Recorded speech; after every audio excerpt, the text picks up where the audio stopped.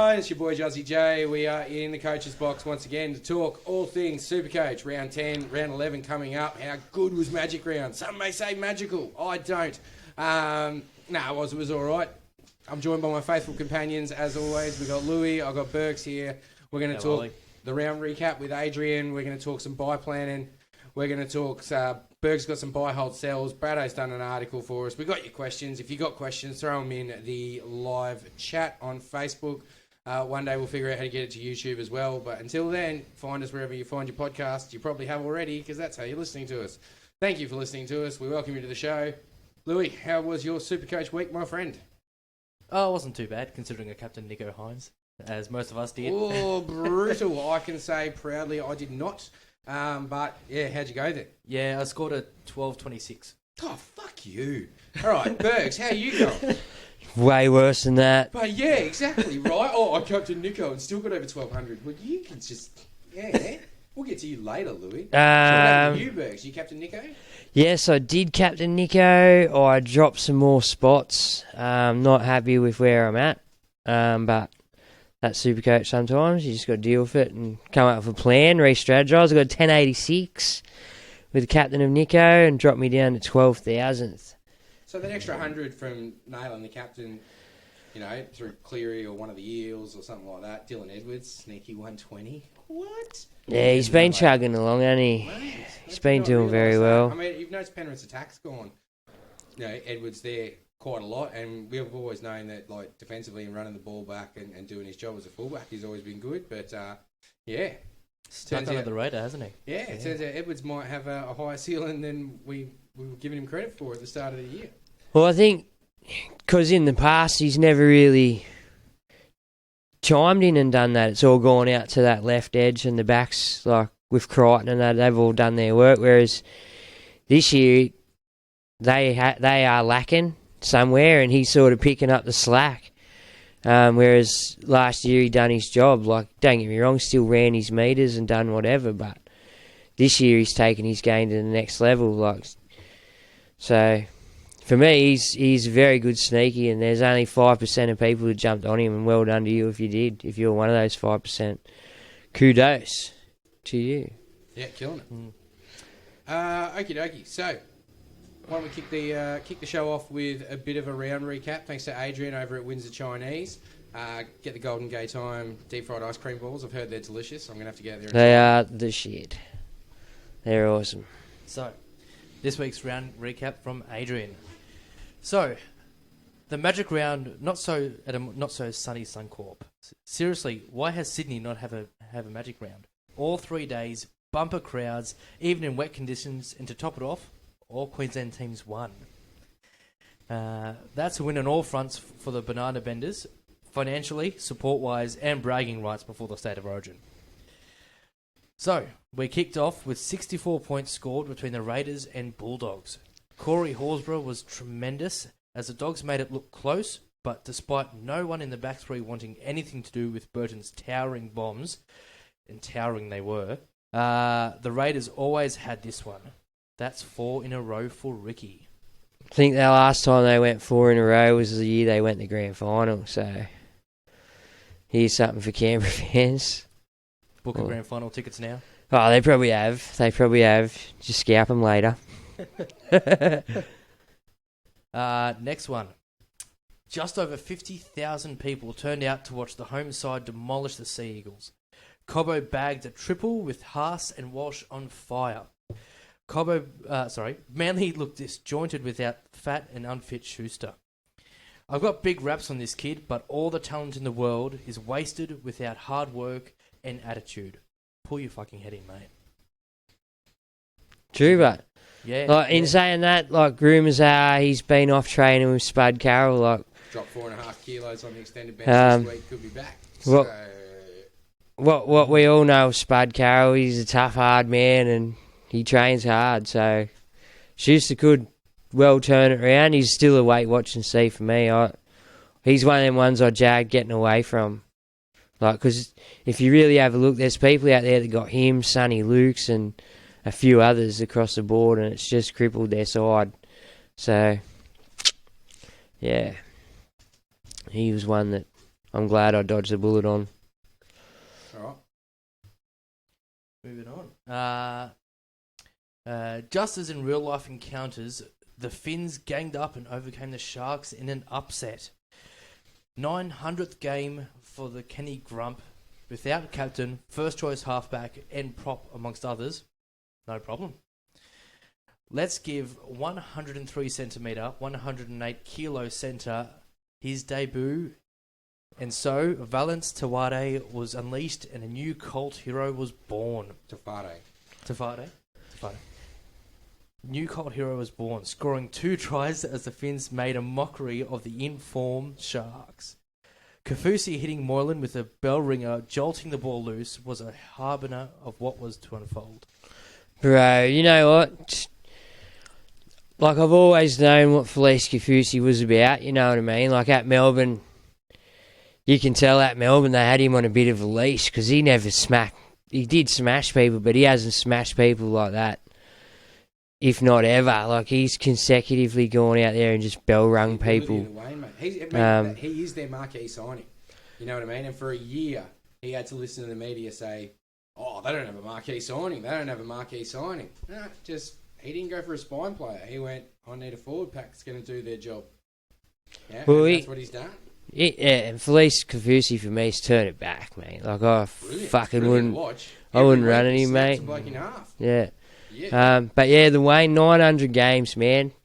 And to get a win that was big of the boys to dig deep and pull out for the Wayne. Just shows what people feed off him, you know what I mean? Like, he's got that club up from, everyone wrote him off as wooden spooners or thereabouts before a ball was kicked this year. Yeah, no one gave him me included. I fucking put my hand up. I was one of the first to say that shit.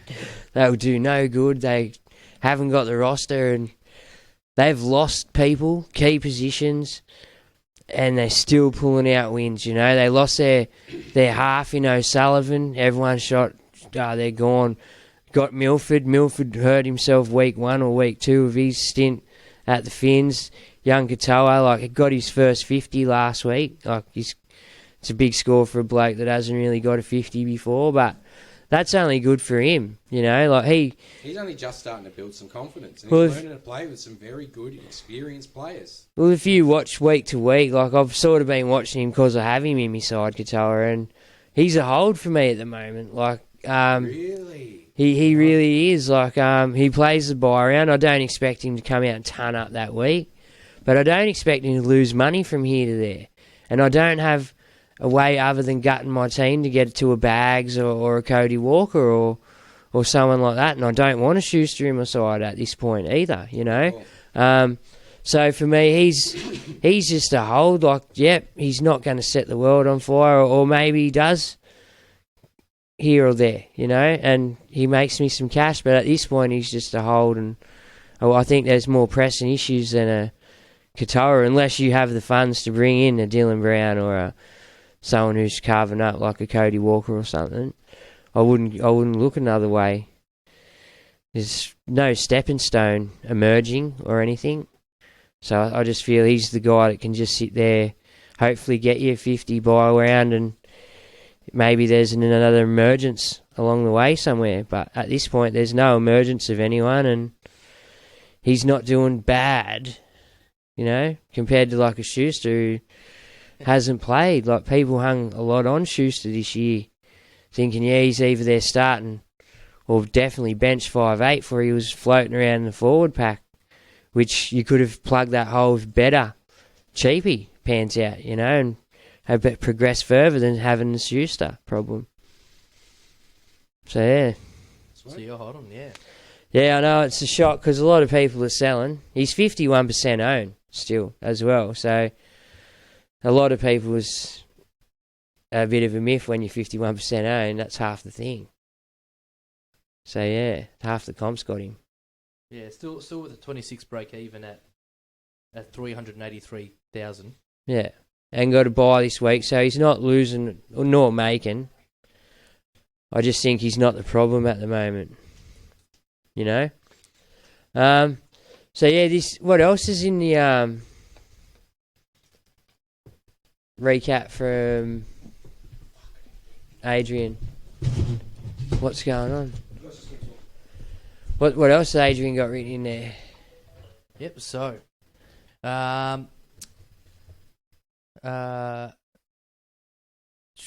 where was I? So the Cowboys destroyed a Roosters side that again failed to gel. Something is rotten in the eastern suburbs, to paraphrase Shakespeare.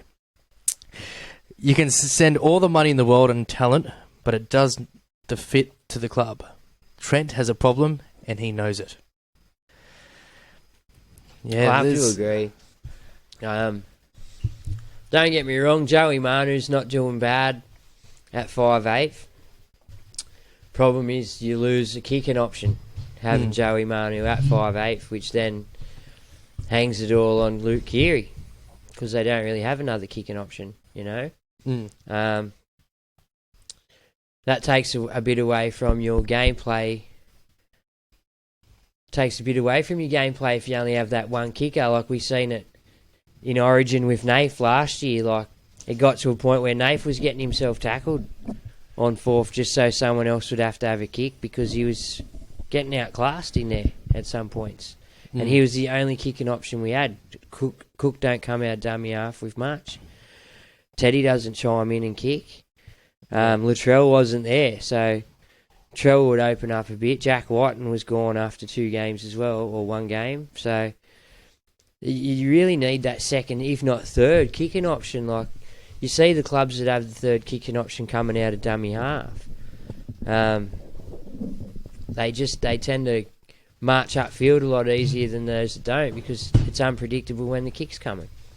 You know, you don't know if he's popping out of dummy half with 40-20 or.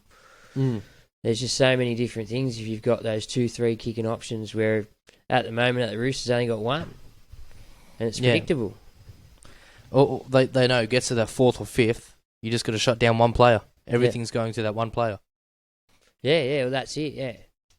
In saying that, they should be running, when they do pressure him like that, he should be passing it and getting the run on the ball because 3-4 blokes come at him out the line, like there's holes there for sure.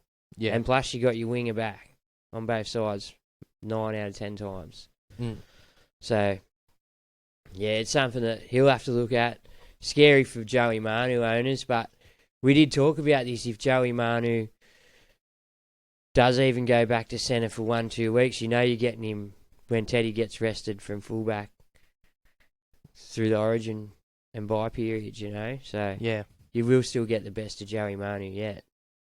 Yeah, there's still definitely more to come. And plus, he looks like he's getting dual as well soon.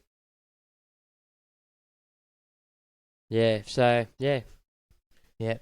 So, next game. The Tigers win again as the boom rookie fullback Bullard looks like the permanent custodian as he pulls off 3 big defensive plays that turn the game into a thriller to send Griffin closer to oblivion. Love this kid showing some defensive nous, unlike many of his teammates. But if he plays like this and the others are inspired to follow suit, well, more wins are to be had. They've turned it around, haven't they, Tigers? Back to back. They've gone back to back. I don't know if every club this year's gone back to back. So that's something that they can feed off every week. Like they beat Penrith and then they beat the Dragons. But granted, like Dragons were on a high. I think they won the week before that. I like where the Tigers are going attitude-wise. I still just don't think the roster is there to continue the high, if you know what I mean. Like, Brooks is only a bad week away from going back into a shell, you know? So, it's... How could you put it? It's that Tigers factor. Yeah, like It's the Tigers factor. Yeah, they put out 2 great wins, but next week they'll come out and lose 40-0 to Dragons. Well, I hope for the Tigers' sake that's not the case. Hopefully not. No. I think they got a tougher matchup this week. They play Eels, don't they? They play South. Yeah. Yeah. So probably the toughest matchup they're going to have this season with the form South are in. Well, this will show you where they're at. Mm. Like South's got great attack, good defence. Tigers have been okay defensively. They haven't been too bad defensively, but their attack last 2 weeks has been okay, but it's not on par with what Souths are at. Nothing on par. And if you look at their defence, as you said, their defence hasn't been too bad. But Panthers, when they beat Panthers, Panthers' attack wasn't really looking anywhere near what it usually does. Yeah. You know. Yeah. Anyway, moving on. So, next game. Souths. Souths dominate the Storm as the Mitchell Walker connection fires. Oh, that's it for that game. That's all we wrote. Thanks, Adrian. Well, it was a great game, but in saying that, has me scared not owning Trell this week. Great captain option this week, especially if the Tigers do go back into that shell. I mean, Trell could really hit 150 potentially, really, couldn't he? Like he could just absolutely tear him apart. You know what? It comes down to what Latrell wants to do. That's a sad thing to say. Like the likes of Guffo and stuff, they got to put in 110% efforts to get to these massive scores, whereas Latrell's just got to go to work. You know, like he's just got to do a little bit. He's a freak, man, and plus the goal kicking does help, like because they're a high scoring side as well, and he doesn't miss many. He's one of the ones I'm a bit spewing. I overlooked Trell just on past performance. I should have really looked towards future, you know, and he's definitely a future must-have fullback, you know. Yeah. Well, he's sorry, I just had a massive mind blank then. Who are we talking about? Trell. Sorry. Sorry. Jesus, bro, you been back in today or? Just one of those days, mate. Yeah, I mean, potentially he could be the keeper. So far this season, he's the highest point scorer. So yeah, definitely looking like it. Next game, Panthers win a bruising encounter with the Warriors. What can you say? Good teams find a way to win. Yeah.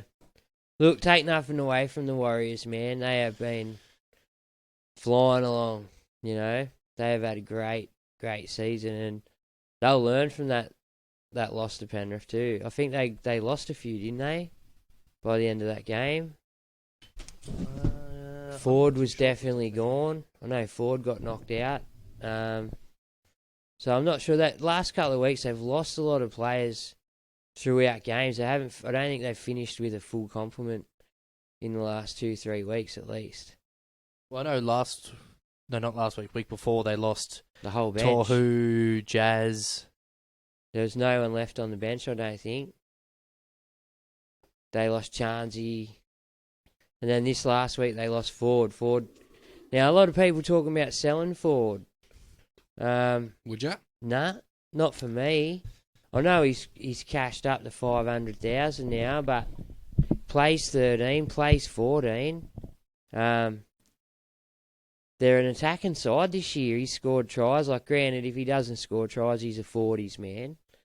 But he's always looking in it to score tries. Like, if you watch the games, he at least goes for at least a crash play a game while he's fit and able. You know, I do understand Curran is starting to eat into his minutes, but I think that was due to just fitness, and he's had a few knocks the last few weeks forward, so I'm pretty sure he got pegged at the start of the year as their 80-minute man. If Curran's going to come on and spell anyone, it should be Nakora. You know? Nikore, that's it. Yeah, Nikore. Nakora's at the Sharks. Yeah, Nikore. But yeah, I don't know. And Tofu's not 100% either, so I wouldn't be selling Ford. Like, Ford is highly regarded there, you know, and I just can see Ford. I can see merit to selling Ford come round 16 when the Warriors have got to buy again, but I still want to hang on, you know, at this moment. Fair enough, yeah. For me, that's for me. I see merit in selling, cashing the 500 and running, because they got to buy next week too, don't forget. Yeah.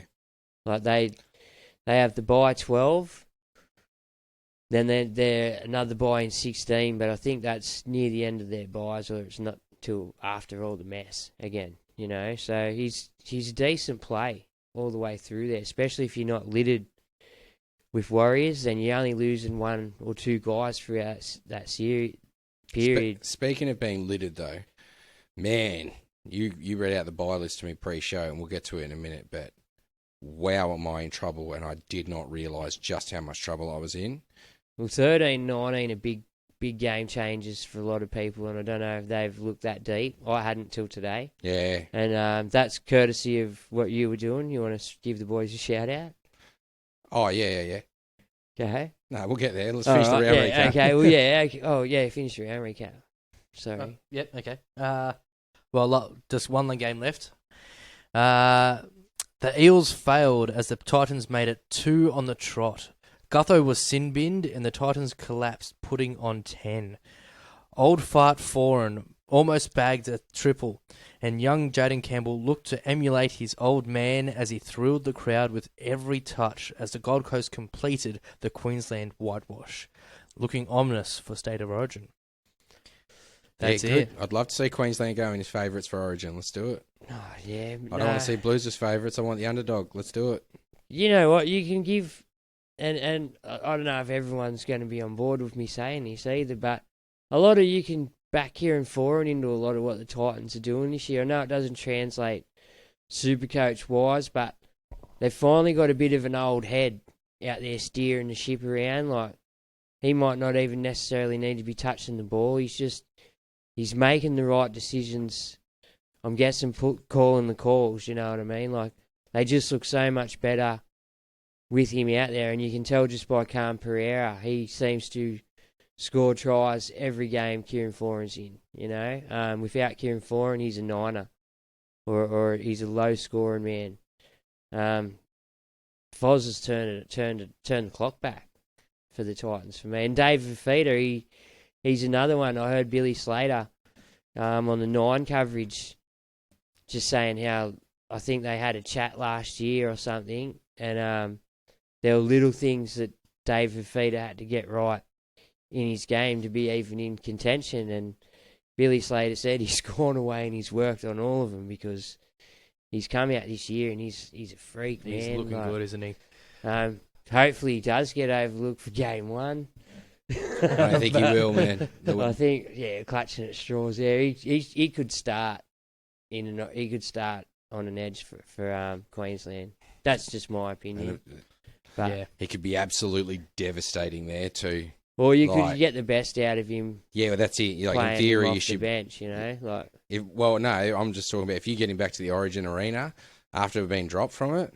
If it means to him what it means to Queenslanders and to Origin players in general, scary. Right? Yeah, exactly. Because he could just be unleashed in a way that the Titans just do not do. And it could be very scary. Well, that's also the benefits of playing in a team littered with stars. Like, you can tell the teams that spend their salary cap money right and in the right positions, and they do well every year. Like, mainly spine. You know, you see the spine's heavily littered with where the money is, and whereas some other clubs they've invested wrong or the spine's just shit. You know. And Queensland and the New South Wales side, they're the fucking cherry-picked players, mate, of the best in the comp. Like, they don't need much time together to get it right. No, because they're already good footballers. And fucking wow, like, he could do anything, the bloke, at Origin. He could be spoke about for the next 10 years if they unlock his true potential, you know? Yeah. Like, he's 100% as good as Latrell Mitchell. Like, I wouldn't put it past him to chip chase, do whatever he could do, man. I really wouldn't. I'd just see the bloke doing it, man. You know, like, he's a gun. Like, he really is. And it's the same thing as Latrell. It all comes down to when David wants to do it. And when he does it, fuck, it's pretty to watch. Like, he's throwing dudes off and it's unreal, man. It's pretty to watch as long as they're not wearing sky blue jerseys, all right? All right, Vowsy, while we're just, shooting the breeze. He says, what's your thoughts on the Warriors v Penrith and the hip drop? He feels like they were robbed. I hate the hip drop, man. I think it's applied on the game. No, but I think he's talking about the supposed hip drop in the Penrith game, which led to player in the sin bin. Yeah, I know, but... Supposed cheating on account of the referees, according to some CEOs. Yeah, I know he has a whinge, but you know what I mean? I think Timmy Moody got him on Twitter as well, and old mate played kudos to him. Yeah. But yeah, look, for me, I think the hip chop may be one of them things they just let go and the match review committee gets them. You know, I think a lot of them are accidents. Match review committees can not have to make the decision on the fly. Like, granted, penalty or something has to be given on the idea that it's a hip drop, but people getting sent for 10 minutes for some of these shitty ones is a joke. And then other ones, man, where they're deliberately dropping. Like, you can't, like, I know you can't scrutinise on the field, but if you're doing it and it gets to the judiciary, you should get fucking hammered for it. But you can't. Yeah, well, that's it at the judiciary. But yeah, not necessarily on the field. You can't really do much about it on the field. I mean, look, as long as there's a consistent blanket approach to it, if they're trying to eliminate that style of tackle from the game, they'll find a way. You can't, bro. No, they'll find a way. Think they understand. I don't think people. If you've never, like, I'm a little bloke, right? So it's a bit hard for me to get flung around and hit you on the legs and hurt you. Like, it is impossible. Actually, for me to, if you were running at me and I decided to go around your waist and I swung around the back of you barely know I hit you. Oh, it depends on the way they fall. Sometimes they do fall on a bit, which then twists their ankle or whatever it does, and you can see the pain on their face. But at the same time, the way players play for penalties in the modern game gives me the shits. It's just crazy. Like you see, anytime there's the slightest bit of where if they know it's going to get caught on a replay, hold the neck. Oh, holding the head. And you watch them stay down to draw the penalty. And that is really annoying because it's like, well, if the ref hasn't seen that and you're not injured, same thing. Like, you see players like go down and stay down for a little bit. And then if the penalty doesn't get called, they're on their feet. Well, Hargraves, next tackle, bang, on their feet. They're fine. Rhett Hargraves did one the other night, which he does himself 100 times a game, right? Someone got him on chin. He just sat there on his knee for a couple of minutes, went up to play the ball, didn't. Went up to play the ball, didn't. And yeah, he's waiting for him to watch the replay, bro. And it came, and then penalty given, you know, and it's like, well, they're trained for it now. I understand why they have to do it, because a penalty can help change a game. It can change the momentum. It can give you easy downfield meters and a fresh set. Like, a penalty can do a lot. But at the same time, like, it's shit to watch. Like, the rest of the game is pretty grouse to watch. But yeah, just the obvious milking. Sometimes you just want to hear the ref just go, nah, milking, move on. Yeah, they don't have no ticker anymore. Everything's on replay. They got a bunker in there here, mate. Hard to have ticker when you got someone who overrules you, and you've got to listen to them. True. Should I ask you a super coach question? Yeah, why not? I'm sorry. Are you happy near in the midway point with your sides, or you feel like you're just struggling to find the right ways to go? Like, if you've gone some wrong ways, can you pinpoint them? Like, or are you happy with where you're at right at this point? Your team on the up and up, or is it plateaued? Direct the question at one of us. Either. Whoever wants to jump in first. No, it's your job if you're asking the questions. Okay. Juzzy? Okay. I was until we started doing the prep for tonight. I'll be honest, and I realised what teams are on the bye and stuff like that, and then I look at it. I mean, I've effectively already got 2 nuffs in there, a third if you count Schuster, which is 3 players that aren't making cash. There's the chance that Schuster comes back. There's a chance that Fare, makes a little bit of cash, but yeah, I'm starting to actually get worried. I definitely haven't made enough cash to... Like, I'm probably heading better than I had been in previous years at this point. I don't feel like I've got too much, like, shit in my team at this point. I mean, aside from those 3 players that I just mentioned. But, yeah, I'm actually starting to get worried come Origin. I don't even know if I'm going to be able to field 13 at this rate.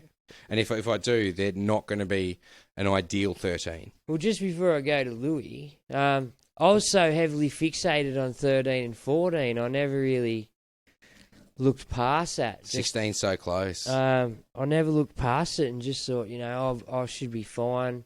I hang on to me boost. It should get me through. But looking at this, it's a bit of a shambles, mate. And I think 13 players through each of these is a bit of an ask. I think it's a bit of a stretch to be able to field third. Like you'll be able to do it, but none of them are going to be solidified guns with the Origin people out. So yeah, it's just going to be a really, really hard period. Louis, how you doing, mate? Have you plateaued? You on the up still? Happy with your progression? So I am on the up. Yeah. I'm up into the top 9,000 now. Louis on the charge. Good work, but Slowly clawing my way back, but I feel like I'm not as good as where I wanted to be at this point. But still not too bad. You know, I'm not disappointed with my squad. Can you see where you need to do your work? Like, do you know where, like, we'll come back to you in a sec, Jazz, I know where you got to do your work, but do you know where your work needs to be done? Yeah. My centre wings. That's where my biggest. I wouldn't say they're lackluster. I mean, I've still got Val Holmes, Marzu. Hold on, I've got it right here. Manu, Holmes, Marzu, Croker, Warbrick, Taruva, Alamotti. So not too bad, but it's mostly my bench, really, that's the issue. You know, look past that starting 13, and there drops. You know, besides my halfbacks where I've got Nico Nath, there's not a lot of quality on the bench. Yeah. That's my issue. Yeah, I have the same drama. Yours up front. You said Juzzy. Yeah, for sure. So that's where you're having your dramas. I'm also having dramas up front. I've got similar dramas to you in the centre wing back too. Like I don't think I've done the right moves over the last couple of weeks. You know, I've still got the Taruvas because I was expecting him to get tries. Warbrick, but I'll probably swap Warbrick this week. Hopefully to a Garrick.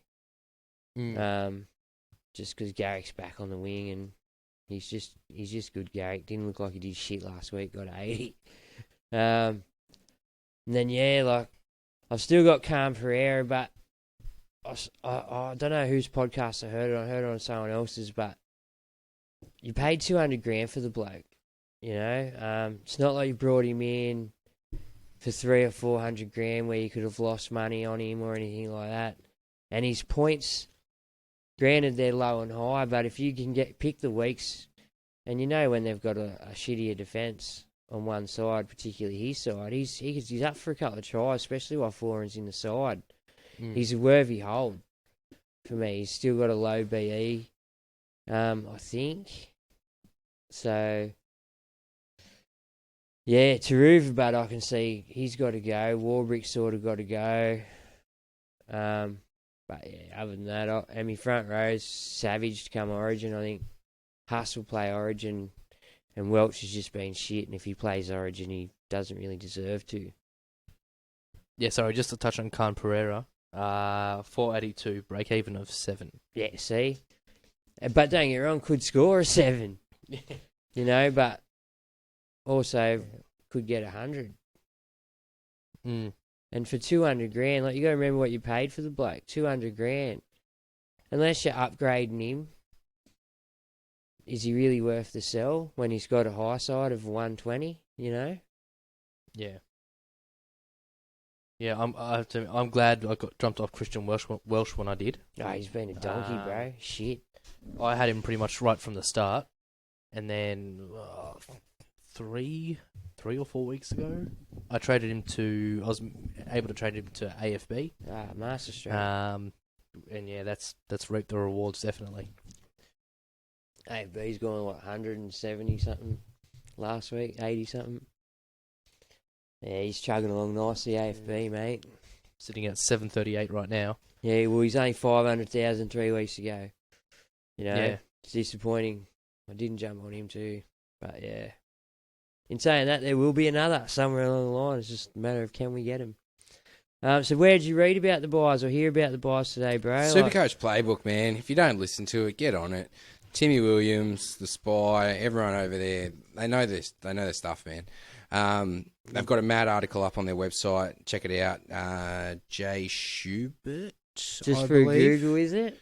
But yeah, just Google Supercoach Playbook. If you're not a subscriber, you can always subscribe to it. Heaps of bonus content. Listen to their podcast. They speak it better than I ever will.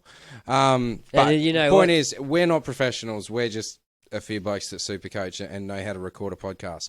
Those guys, straight up professionals. They are people that live, breathe, eat shit, sleep Supercoach and football, and they know what they're talking about, and they're all doing well, and it's absolutely no surprise. But anyway, so they're talking about the buys.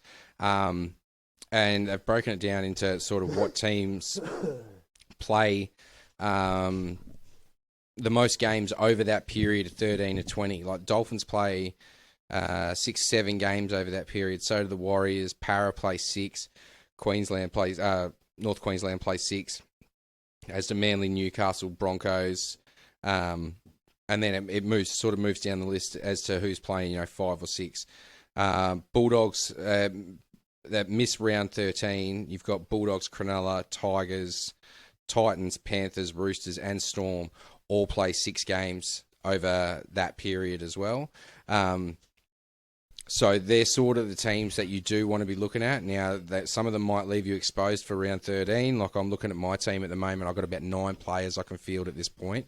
I've still got a few trades up my sleeve before Origin. How many Eels, Knights, and Manly players have you got? Don't have many of any of those, and not really angling towards those because 14's going to hurt even more, especially if we do cop the Origin rests. They've got a really handy table actually down the bottom of the article talking about what teams the Origin players are, like how many games they're going to play. So, for example, Cowboys, Manly, Knights, Raiders, Dragons, Bunnies, Bulldogs, Sharks, Tigers.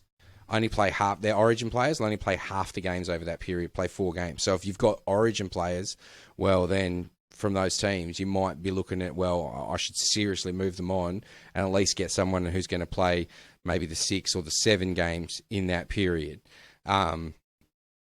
It's just a really interesting way to look at the buys and the buy planning because, yeah, just quickly while you guys were chatting about it, I went and ran how many players I've actually got for the buys at the moment for those major buy rounds. I've got 9, 11, and 9. And that's loaded up with Storm and Roosters at this point. Yeah. So, and that's obviously once I take out the guys who I am expecting to be playing Origin. So, I'm in a lot of trouble. Yeah, well, that's what I'm saying. Like, field in 13, then 17. And that's playing all my garbage. That's playing people like Alamotti and Sean Kepi and like some real players that I do not want to be playing. And I'm forced to be playing all of them. It's why having enough at this time of year is very hard as well. Like, because you're already then. Well, I'm hoping Tafare keeps his spot. Down, you know? See, the thing is, my Nuff, I'm actually hoping to get some minutes over this period. Being Isaac Fasua-Malawi in the front row. He's my 4th front rower. I brought him in when he got a few minutes in a couple of games a few weeks ago, and then he dropped out of the side. But I was you're not alone. I think he's highly owned, like at least over 10.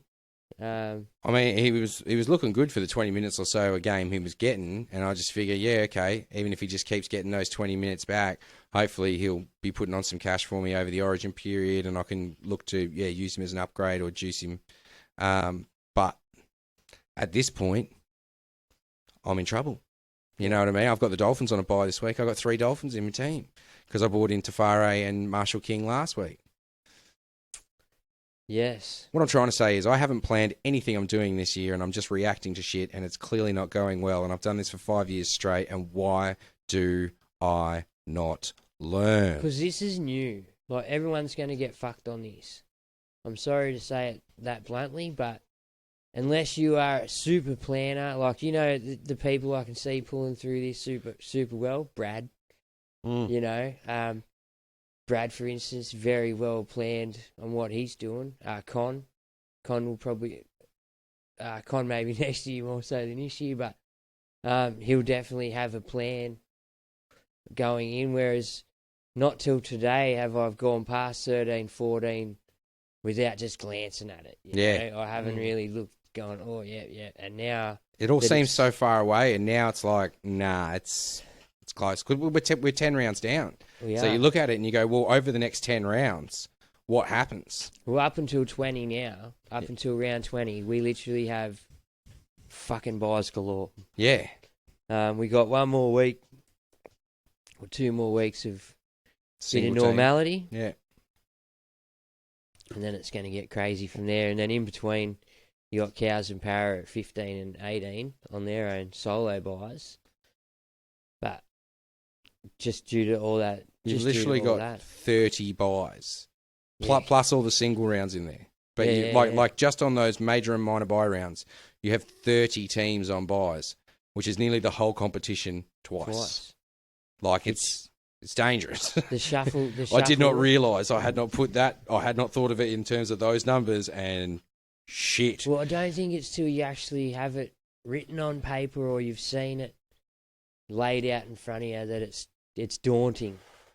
Just the talking about it ain't that bad. Yeah. Well, yeah, I think that's it. We're in that early cash generation part of the season where that was our primary focus. We were just thinking about that, and it was like, make the cash, make the cash, make the cash, make the cash. And now it's like, oh, shit, like my team is going to be gutted through Origin Will you remember- because I've got Origin stars in my spine and in my team, and then I've got 30 freaking teams on buys. Like, shit, hadn't thought of it like that. Without being rude, like this isn't being rude because you're going to be the same. Mm. But our brains have not functioned this way before with this game. We've had major buy rounds, yeah. With couple Yeah, but of that's teams 3 on rounds the you've got to bye. plan for. Now we've got to And- plan for 6 rounds and different teams. And This is the first time we've ever seen G'day, all of Reggie. this. Hello, Reg. Coming over, mate. Yeah, come jump on the podcast, bud. Oh, Big Reg is awake. Yeah, that's it. Reg has got gnome. Oh, Reg has been hello. podcasting all week since we moved to the new coach's box. He loves it. Avid super coacher. Come on, bud. Come on, Come jump on. You Nah, keep talking. Reg is shy. Apparently, Reg is shy now. Alrighty. Well, one question I want to ask about this, right? Yeah. For those teams that did plan really well for the bye rounds, what were their teams like before and after? What are they going to be like? Because realistically, if you plan really well for the bye rounds, you're sacrificing points in the weeks before and potentially the weeks after. Yeah, for sure. I mean, classic example, people who got on Mitch Moses last week. Yeah. Could be a case of planning too hard for the bye rounds. I mean, look at what Dillbags and Sevo and stuff scored. Might not have been a crazy idea, but it's just one of those things of how it can bite you. Luck has a lot to do with this game. As Con would say, it's a fickle bitch, right? It really is. But there's got to be people out there that are doing well and planning for the buys. I know Brad's strategy every year is use the buy period buys. effectively. It's a great way to climb Take the ranks. advantage of it. That's Yeah. it. But you've got to have some serious thought put into what you're doing with the buys and how you're doing it, because it's a lot of work. Mm. Like, it is a lot of work.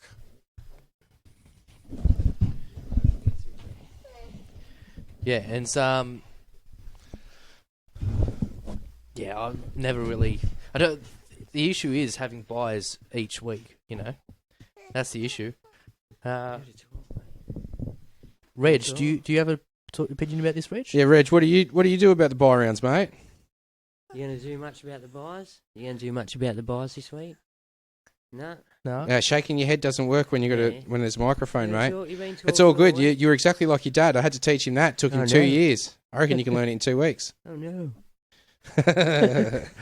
Reg has come to join us. Reg loves the podcast. Reg's been hanging out.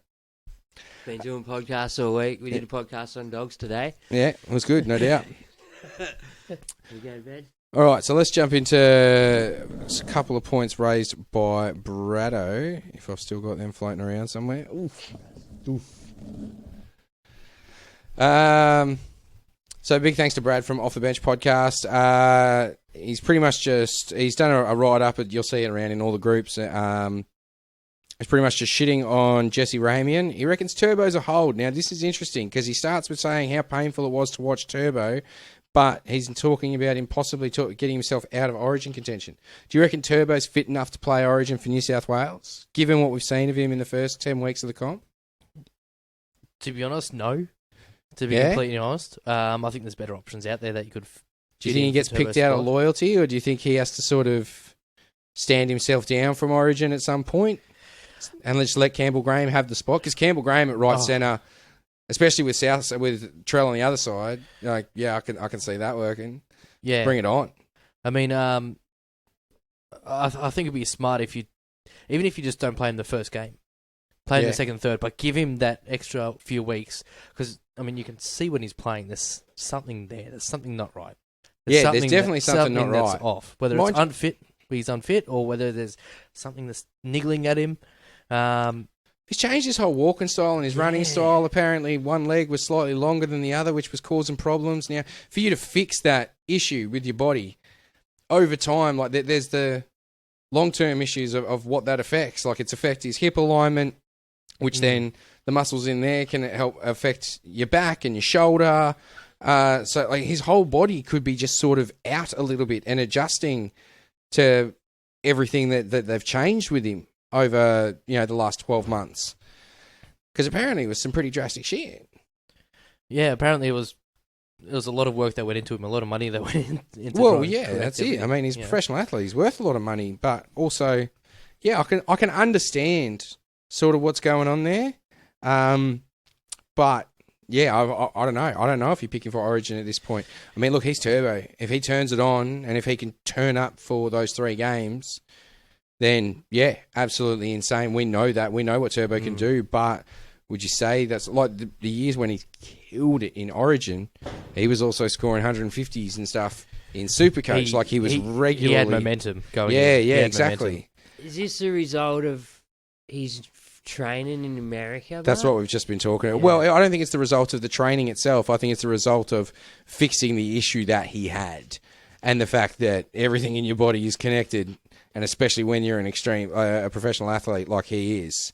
There's probably going to be some growing pains around it. Your body has grown in the wrong way. You know what I mean? Over time. So, and that's probably going to take some time to sort of all work it out. It's taken time for his body just to figure out that there's shit going on. You know what I mean?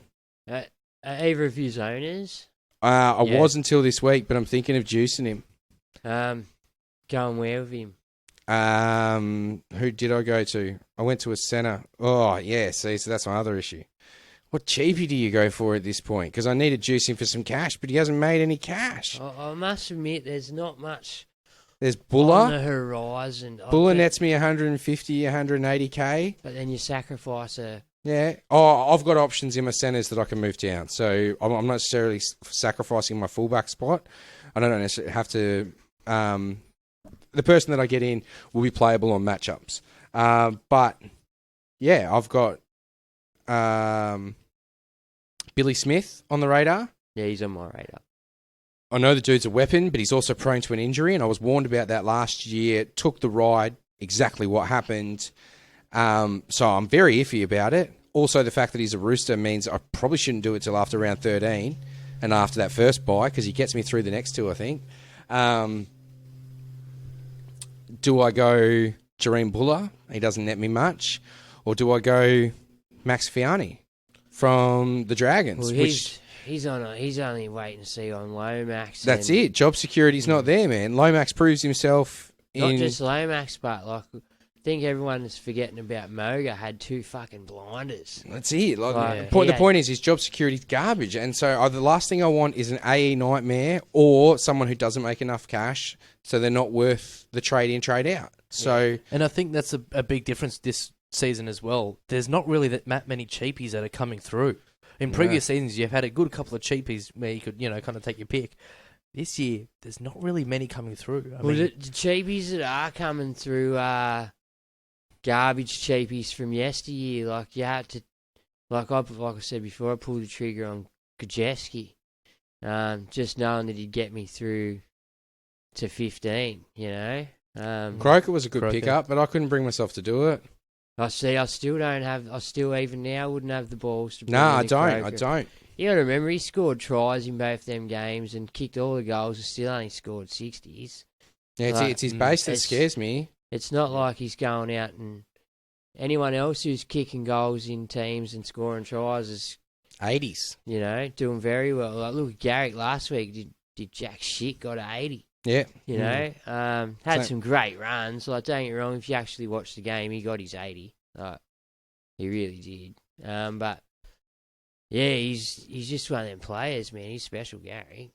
But yeah, points is what's gonna fool you with a lot of these. I can't bring in a Buller for me, just because he's stuck there if he does shit. Yeah. Who am I going to go to with Buller money? Yeah, You know, that's like, it. That's it. You're KP, gonna need, even then. you know, KP's a head knock away. Is he going to make that much money? But KP's... Tigers have won 2 already. Is that going to be the only 2 they win all year, or have they turned a corner? I think watching them, they've turned a little bit of a corner. I'm not sure they can win every game they play from here on out, but they do better. Well, they won't get affected by Origin, which is something they got going for them. Appy, maybe. Maybe. Big maybe. Yeah, I mean, for me, it's a probably, because he's playing well at the Tigers. Well, he is. And he compliments Naif. But he also did stuff up last year, didn't he? Was it the year before when he snuck the girl into his hotel room and all that jazz? Year, bro. Yeah. Oh, so he's been back since then. Yeah. Yeah, all right. Yeah. Okay, yeah, and that's about it. I mean, Jackson Ford was the other thing that Brado's talked about, saying that his minutes been eaten up. Josh Curran might be the man. He's got an interesting pod for us. Scotty Drinkwater, 6:43. Cowboys, if they've turned a corner and can get back to their form from last year, which apparently Peyton sort of challenged them to do. You know, sort of challenged their character as a team and as men and as footballers, and looks like they turned a corner last week. If they can keep that up, then I do like the prospect of Drinky. I think he's fullback only this year, though, isn't he? He is, yeah. Yeah, which is the only downside to him. 6:43. Also, I need to find 50k to make that trade from Turbo. My other trade this week is Garrick, who I feel is a must-get this week at 550 or 540. I don't think you're going to see him much cheaper, if any cheaper, for the rest of the year. Do you want to give your reason on why he was that cheap? Because of the positional changes and because of Turbo out and stuff over the last few weeks. He's been sort of chopped and changed in a few different positions. And, yeah, that's what's led to his low scores. I mean, he was back on the wing last week, wasn't he? Yeah. And bang, straight up to an 80. So that's what we want from Garrick, and the goal kicking. And if Manly are starting to sort of get back and get a bit of form and click, then, yeah, for me, Garrick's a walk-up start. I'm spewing I didn't start the year with him, but now at this point, I'm cheering because I probably wouldn't have had the balls to trade him out even when all that happened. Yeah. I probably would have rode it through. So at least this way I've got an opportunity to get on. I feel like it's my only opportunity. So I'm just going to straight swap pair him this week, I'm thinking. The other option is upgrade to Ruva. If I do the Turbo trade, that might allow me to do that, but I'm also trying to make cash to fix up my forwards over Origin. Yep. Oh, no. Well, just on Drinkwater. Since he's come back from that suspension, he's scored 70, 49, 105, 44, and 54. Currently has a break-even of 101, I believe. So wait a week. Yeah, Brado does mention that. Break-even of 100. You could afford to wait a week. But he could also hit that. They are playing St. George, so, yeah. Still, I mean, like, that's the thing this year. Like, Dragons and Tigers, they haven't necessarily been the ones to cough up mad Supercoach scores against, have they? Probably Dragons more so than the Tigers. But the Tigers were the ones that everyone sort of thought, oh, yeah, people turn up against these guys. I heard a stat on one podcast earlier today. Apparently only one century has been scored against the Tigers all year, and it was 102. By Moses, I think it was. Yeah, by Mitch Moses. Yeah. Shout out. I'm pretty sure that was Supercoach Spy that brought that one up. I do recall seeing that somewhere. If you look at the Tigers' losses, most of the games they've lost haven't been by a lot. No, They've been in contention, but they just haven't been able to sort of make it click. And then up against the Panthers, the whole team turned up and it clicked, and then they backed it up last week. That's where your $1 million clutchy is meant to step up, and do those things. And they haven't had that for a while. But to Luke Brooks' credit, he's looked really good the past fortnight, and onwards and upwards for Brooksy, hopefully. Yep. I just want to touch on one player before we move on. Yeah, sweet. Valence Tavare. Yeah. Now, they've got the bye this week. He's played one game, which admittedly he did play well, scored a double. Scored 94, I believe. Mm-hmm. But Looked he's good. Does look good. But he is the most traded in player this round. Now, Bottom dollar. let me jump in on this as to why people may be jumping the gun. Because I jumped the gun last week, so I've got a bit of inside knowledge. I don't give a fuck. If he's enough, then he's enough. He's bottom dollar, cheering. If not, there was raps on this dude all pre-season. The games he gets, hopefully he's going to score me some points and make some cash. I don't see him as being an AE nightmare. I see him as being possibly in and out, which would make him effectively enough. So 0 fucks to give. But if not, and he does get game time, then I think he's going to score the points and make me the cash. So for me, it's a win-win situation. I wouldn't pull the trigger on it this week because of the bye. You can probably do it next week. I think it's the ability to free up so much cash. Well, that was why I did it. That was exactly why. I put Warbrick down to him, made 200 grand, and then managed to get Ray Stone to Jeremy Marshall King. Yeah, cheering. Great. So, yeah, that was my question. Do you bring him in this week or do you wait a week? It will depend on your team. Yeah, I think if you can afford to wait the week and see if he's named next week. There's talk about Brenko Lee coming back, and there was another guy there that you were saying earlier, the other winger over there. Edric Lee? Nah, Anyway. can't remember. But the point being, like, job security is the big question around him, but look, dude was a weapon. So, yeah, especially if he's named next week, then I'll probably pull the trigger on it next week. But you can always just have that mentality of, well, if not, am I happy rolling with him as enough? And if the answer is yes, then just pull the trigger this week or the next. If it's a free up cash move, then I don't think it matters, but only if you're happy with him being enough. And then if he gets game time, cheering. Yeah, that's the way I think you have to look at it. Like, yeah, you'd be happy enough. That dude take the 200k, and if he does play and get points, cheering. Yeah. You know? Because I couldn't enough AKP, and Alamotti wasn't worth it. Well, AKP, like we said, he's got a 7, so... And I think they But he's also got doubles and trebles. Yeah, but I think they get a decent matchup against the Knights this week. So he could score some tries, which... Well, speaking of the Knights, right, one of the other popular centre wingers, Greg Marju.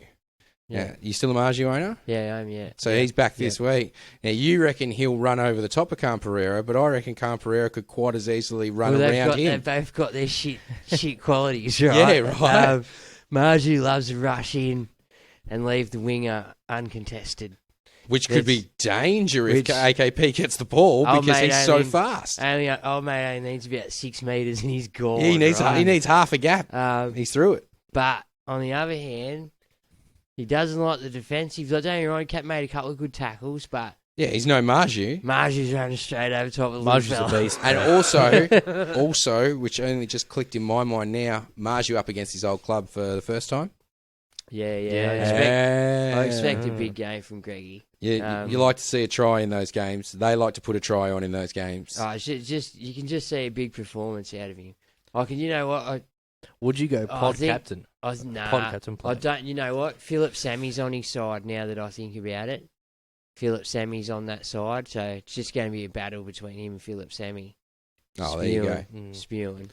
So who's on the other side? Dom Young. Oh, he might not be able to run around Dom Young, and Dom Young's a big bloke.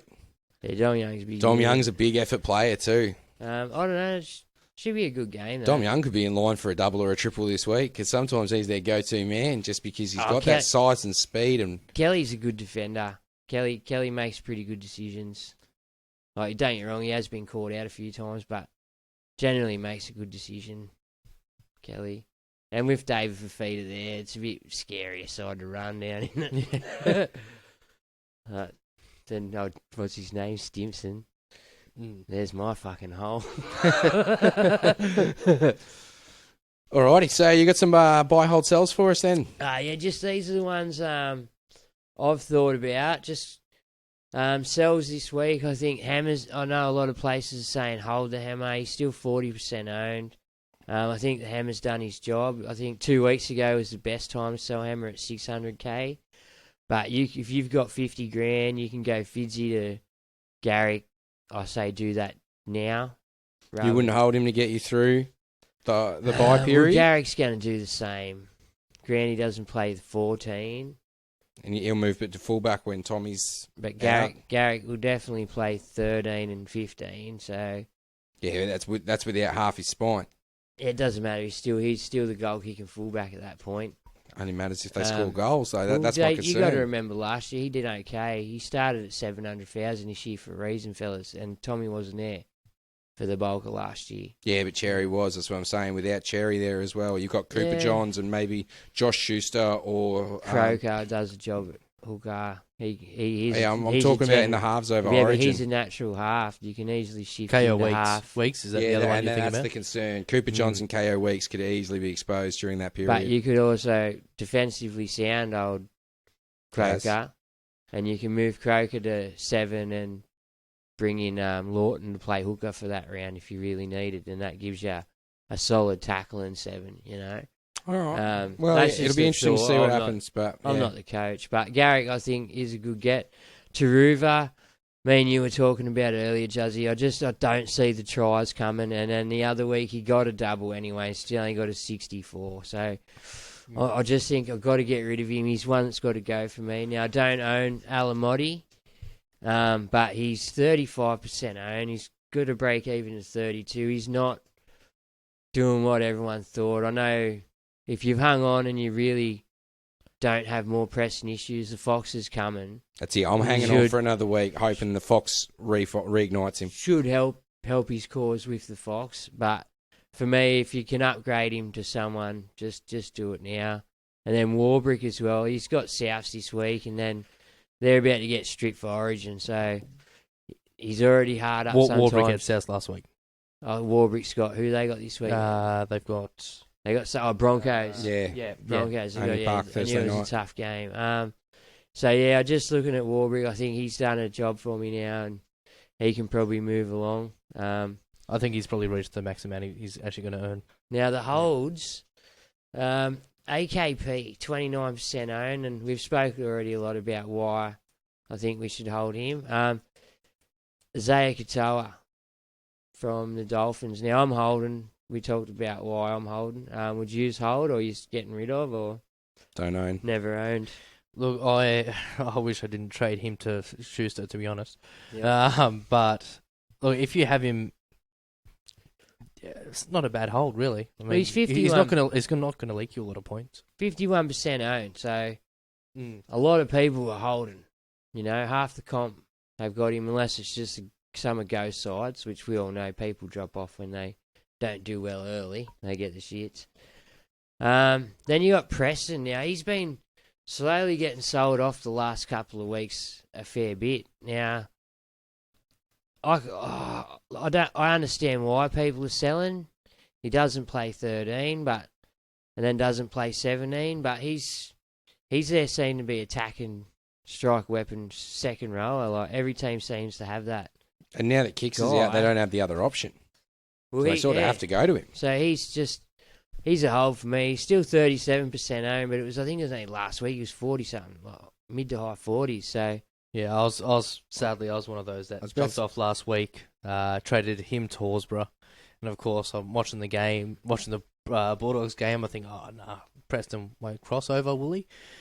Crosses over twice. Yeah, he still only got 86, so that was a bit of alarming. I know one of them was off a kick, I think, but yeah. And then forward, 28% owned. I know he's getting highly sold, but he's another one that's a hold for me, just due to their buy schedule. They have one this week, and then they don't have another one till 16. So he plays a lot of that football through that period, barring injuries, which of course he has right at this time. Not his first one for the year, so I wouldn't rush out to buy the bloke, but if you have him, I'd hold him. I'd probably sell somewhere else. Now, the buys, they're a bit all over the shop because I've just kept adding to them as I've gone along, right? So I'll start at the bottom. Nofo, 0.5, he's only in 800 teams, guys. Got a PPM of 1.3. Didn't get his price, but he's nearly 600, I think. But Tigers have an okay run through there. They don't have a bye. Oh, they have 13 and 17. So, sort of same as the Dogs, actually. So that's a bit... And remember, 17 is one of those rounds where you got to field a full 17 with 2 trades. Yeah, unless you hang on to that boost. But he's currently sitting at 538. See, that is a fairly break juicy even price. of 6. Because he could go to 650. We've seen him do it before, and that's it. If the Tigers are clicking and their attack's starting to work. Would you pod Garrick on him? Nah. Garrick's too important, isn't he? I feel like Garrick's for me is a dream teamer. So Goal kicking as well. yeah, exactly. Yeah. Then I got Louis' boy, Fanua Blake, 11.9% owned, 1.4 ppm, chugging along brilliantly. $700,000, you said, Louis? 738,000. Helps he got a try on a line break last week too. But he's renowned for doing that as a big man. It's not like he's not renowned for scoring tries. He does it. It's one of the things he's been good at since his Manly days, you know. Then we've got Maddo, 47% owned. So he's jumped up massively the last couple of weeks. He's got a ppm of 1.5, even still coming off the bench. Last year he was chugging along as their best second rower off the bench. That's it. They've found their groove with him. Put him in for the last 60 minutes. Yeah, well, you take the sting out of him. Now, this one's another one, a bit of a pod. I'm pretty sure Timmy Moody went this way the other week. We all know Timmy. We all love you, Timmy, on the show. Fold him. We call him the envelope round here, Timmy. Sivo, 3.4% owned with a 1.6 ppm. Now, I'm not saying you could play Sivo every week, but you could definitely... They play all the major bye rounds, Parramatta. Yeah. So 13, 16 and 19. Does have the 14 and 18 as non-playing rounds for him, but he's been chugging along, and I'm pretty sure their matchups are pretty juicy along the way. Like there'd be that weeks you might have to sit him, but there's them weeks you could easy get them Sivo weeks. You know, granted he has been scoring some tries, and he still hasn't turned up. Or did he turn up on the weekend? Yeah, high score, 124. There you go, that's right. Yeah, so... Bergs does research. Oh, will. Well, he... Just on Sivo, his base is sitting at about 20, so you are relying on those scoring stats. They're an attacking side, though, Para. Yeah. But upcoming games, you have Canberra, South, Cowboys, then the bye. Bulldogs, Manly, Dolphins, bye. Pretty juicy run. Like Souths would be a tough one, but is that Origin depleted Souths? That's round 12, so... Week before, yeah. So that's full strength Souths. That's a tough one. Sit him that week. But all those other sides, you could score triple. Yeah, he could. Then I got Trell. Now Trell's 17% owned. Not by me, which is disappointing. Only has a 0.7 ppm though. Yeah. Which is a bit alarming, even though he's the highest scoring. It's a season rank of 1, mate. But yeah, so he will go away for Origin, but he's also that guy. This week alone, he could be the highest scoring player of the round. You know, playing the Tigers, and it all comes down to what Tigers come. Then I got Guffo, who's 10% owned. He's got a 1 ppm. I jumped on Guffo last week just because they do play those 3 major bye rounds, and he's solid, you know.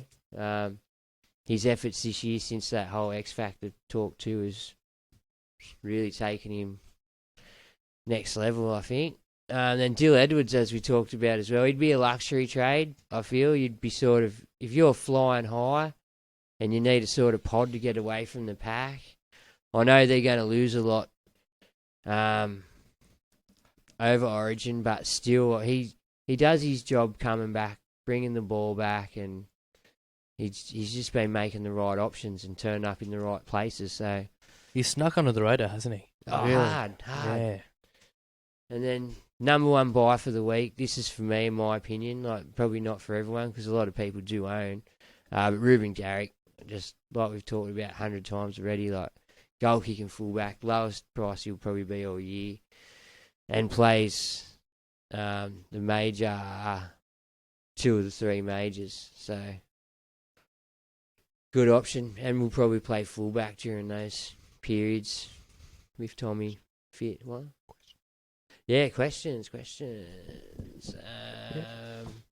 Regret any trades in the last week or two, fellas? Anything out there you have regret? Oh, man, I was looking at my trade history earlier. I regret a lot of my trades, to be honest. Yeah. Yeah, but I'm not going to jump into that and sort of deep dive on my team at this point.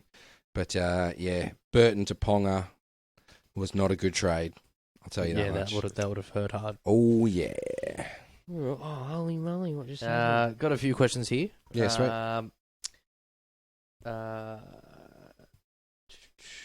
Hold on. Got his comments. Hip drop. You lied to us, Louis. Where's Gregory? Pardon? Gregory's not here. Gregory's not back. here, man. He'll be back. He's just having a holiday. Yeah, that's it. He's on a sabbatical. Lloyd Clark. Wow, I'm going up and up. 1370 last week. Fucking Killed it. Lloyd Good over, work. eh? With Hines captain into 14, Oh, well, you can right off. 1497. No, he did. He's been. Oh, wait, tell us the weeks prior to that too, Lloyd. Like he's been chugging along the last month, really, really solid. Like I'm in a group chat with Lloyd, and Lloyd's been doing very well. Good on you, Lloydie. Get there, bruz. Yeah, I've got a couple too, so we go 1 for 1 if you want. You got one there? No, you go. Brother Watto, 2 blokes, 1 draft. What's going on, Watto?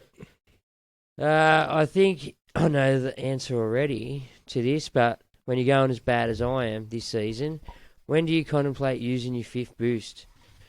My front row is a mess with Stefano and Welch still as my starters. Got centre wing cheapies to get rid of, Sloan, Warbrick and Taruva. Who do I prioritise? Any suggestions? Was thinking of going early on Billy Smith or Tuware to downgrade and upgrade front row. I reckon go early on Tafari if it's cash generation and you're happy to do that. But in terms of using that boost, if I'm being honest, if you're in a lot of strife, I would use it in round 13 because you've already got 3 trades, but the boost makes 4. So you can make some serious changes to some serious cash generation trades if you need to, and to try and set up the positions that you want to set up. That would be my thinking. Yeah, I have to admit, I was considering using one of my my last boost this round, but yeah, I think it's more of a luxury thing right now. Like, do I need it? No, I don't need it right now. I'd rather save that to a week where I go, crap, I need to use this. Yeah. Otherwise, I might not field, might not field enough, even outside of the bye rounds. You know. Yeah, fair call. All we need is a week where you get a couple of injuries and you're screwed. Yep. Well, Yeah. I secretly think that's why we got given the boost last year to sort of try to work out how to use them properly, because this year everyone knew this was coming. Like gameplay wise, you know, they had to work out how they were going to do this. Now, the boost, I agree with you. I wouldn't use the boost now. I have to have a boost for the end of 13 just to see where I go. Like, Yeah, I think it's going to come in real handy over that origin period because there will be some point where you go, shit, someone got rested or someone got injured that I couldn't afford or didn't expect, and I don't have the depth or the coverage, or I've got an A night. There's just going to be, there'll be a point. You'll feel it, bro. You'll feel it in your waters. Now, here's your next drama. Sloan, Warbick or Taruva. You got to look at who's could lose the most cash the quickest. I think Sloan would probably take the cake there with the floor of single digits and stuff. Warbrick, doesn't he have a break even of 64 or something like that right now? Yeah, he does against Which he's South, only gotten but a score once or twice like that. he does have a bit more effort than Sloan. Up against the Broncos as well, yeah. though. But yeah, like for me, I've got to get rid of Taruva myself. But is he that much of a pressing issue when you own a Sloan? Like Sloan's probably at his top dollar at the moment. Well, no, I'm thinking about trading Sloan out this round as well. I would be. I'd be getting off as quick as I could. Yeah, he was already, don't get me wrong, he had, 2 good games back to back? and he hasn't done much all season. Yeah. I think he's all season had 3 or 4 decent scoring games, and the rest have been very, very poor. If you want to know what to do with Sloan, make sure you listen to Rugby League Guru because he's been talking about him all year. I know he's in his team. I know the boys from the Playbook love hanging it on him about it too. So, but yeah, Watto, if you got to, dude, he's 485 right now. 485 right now. Break even of 111, which you can almost guarantee he's not going to score. His highest he's got this year is 90 after an 85 from Canberra. So there you go. That was his 2 big games. But in that, he's also scored 2 15s, 18, and a 20. Yeah, see? Yeah. And he pulls that this week with a break-even of 111. There goes anything you've made on the bloke. Yeah, that's it. You'll lose 100, 150 in a week. Yeah, so to the 17 people that have traded him in this week... What are you doing? Why? Don't. Oh, that's a joke trade. That's them taking a screenshot and being, look at this. Oh, bro, yeah, that's a hazard. But yeah, Tuare as well, like what Juzzy said earlier in the piece, I'd only bring him in if you're willing to have enough. Because there's a high potential that's what he'll be for you, and you don't have anything there to make any money off of him. So that's one of them things you have to make the decision. Are you ready to have enough? Or 3. Yeah. But in saying that, he did get compared to Mount Meninga, you know, which is a massive rap. Yeah. I think they're saying he's Val Meninga, isn't it? That's what his name is, Val Meninga. Oh, yeah? I tell you what, he fucking looked the goods, mate. He's a big unit of a dude too. So And it's not like he hasn't played sport before. He's played rugby union. got one. I don't have a question as such. Just Kez Austin. Cleary and SJ for Nico and Moses absolutely killed me last week. Oof. Oh. Oh, bro, I'm so sorry. Oh. Look at it this Can way. we, no. Can we just have a moment's silence for your Supercoach team? Okay. Rest in peace. Shit. Sorry, Yeah, dude. Also, Kez, what score did you get last week? Put it down in the chat. That's it. That's a mad Yeah, point get it there, swing. Kez. You be spewing. And you probably captained one of them. God, I hope it wasn't Moses. Timothy Taylor. What do you boys think of Fitzgibbon? Averaging 66 and scoring pretty well, even when they get flogged. Now, I've drafted Fitzgibbon. Yeah? I do like Fitzy. He's especially with Ponga. Ponga will get better as his confidence grows, but Fitzy's been doing it without him, so when they combination heats up, tries for Fitzy, mate. I think I like Fitzy. Good shout. I think I was talking to Chris the other week. He's part of the 1% chat and stuff, and Chris has been on Fitzy for a month now, a month and a half, and he's just chugged along nicely, like a nice little quiet smoky, you know. So I recommend Fitzy. Well, look, he's he's playing 80 minutes each game. He's playing 80.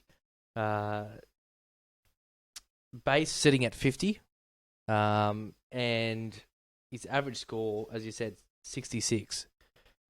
Yeah, cheering. Wouldn't be That's complaining. worthwhile. Yeah. And they'll get better as their players come back. Yeah, that's it.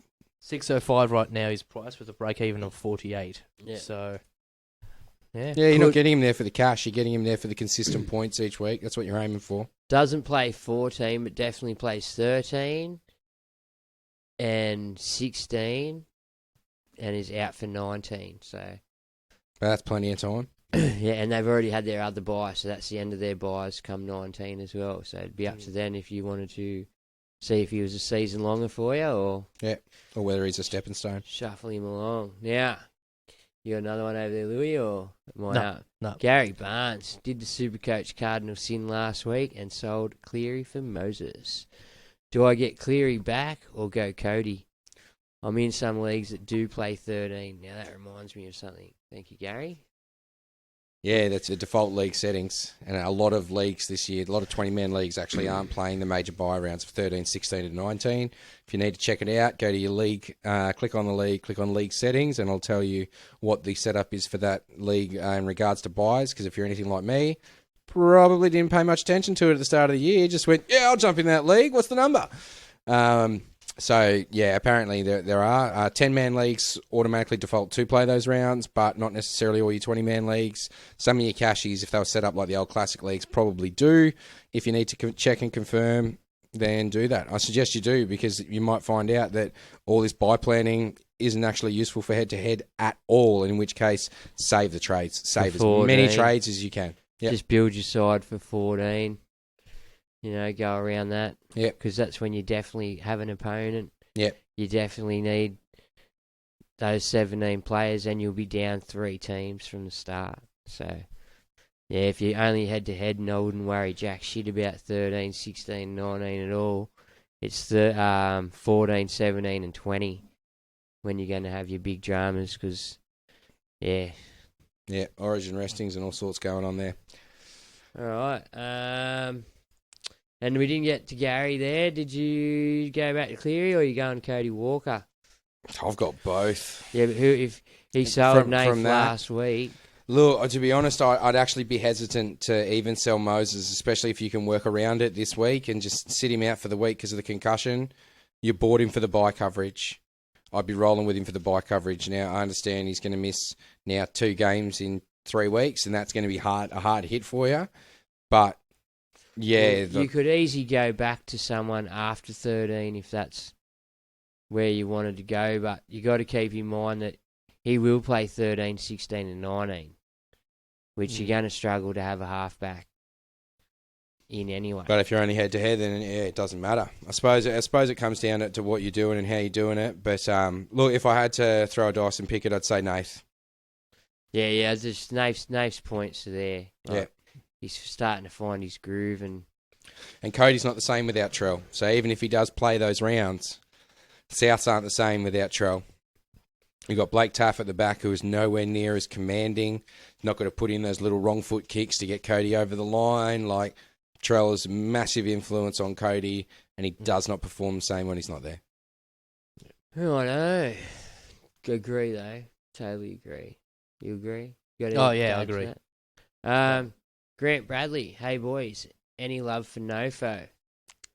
You already covered it. Looks a bit upbeat and ready to play with a low BE.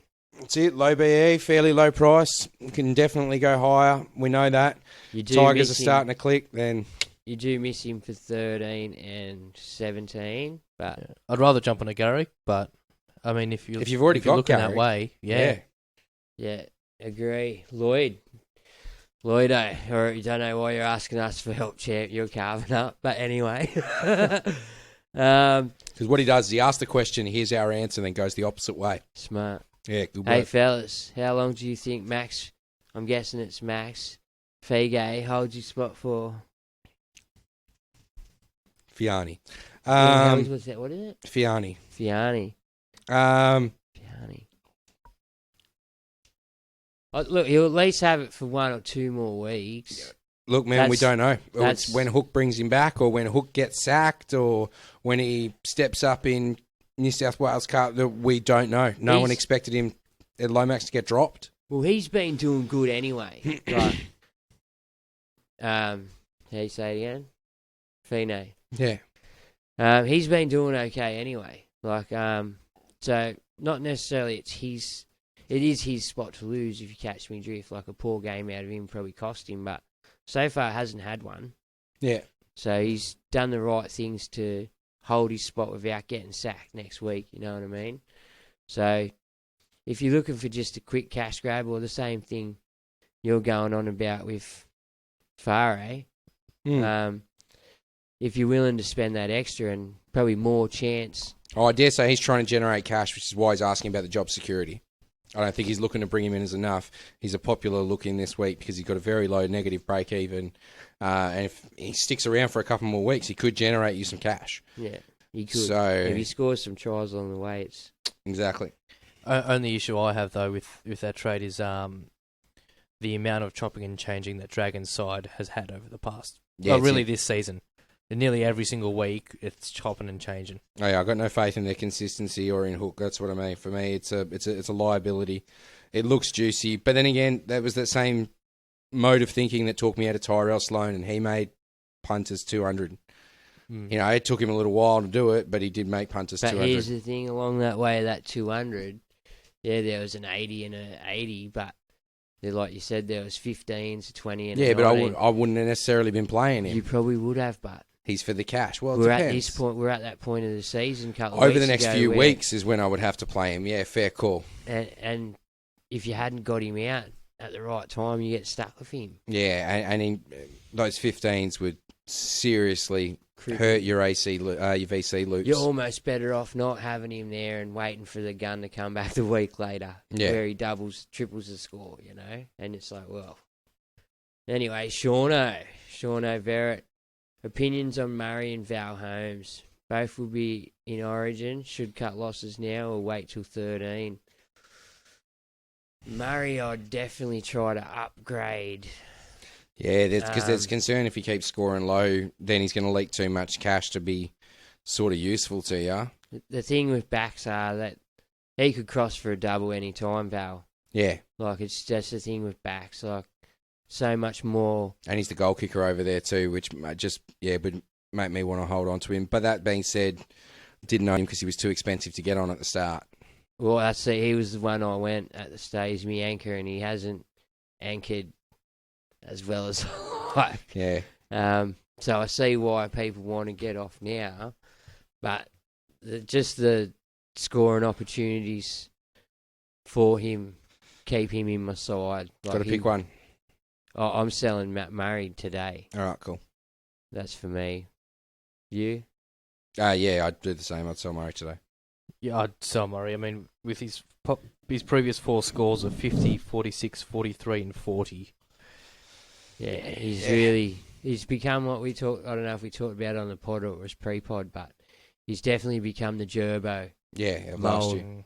I'm hoping he comes back charged up from Origin. I pick him up at 500k. That'd be grouse. Oh, I think anyone coming back, we've seen it now, year in year out. That everyone that goes to Origin comes back that different beast, different and just ready for footy. Like you go in and you play the best footy in the world. You come out of there a better footballer. Yeah, like you have to. Like yeah, I'm itching for game one. It's super good, and then. Brad Smith, we miss the Gregory. We all do, Brado. Should be back soon. We'll keep you posted on Gregory. He does say he misses his all, so well done. All right. I think that's about it for the night. If you want to win a ring, don't forget to contact Gregory on WhatsApp. He's got the competition details still. Yeah, it's it. Well, hopefully we'll get him off him next week. We'll let you know. Thanks for listening. Peace. Peace out. How long? Not too long.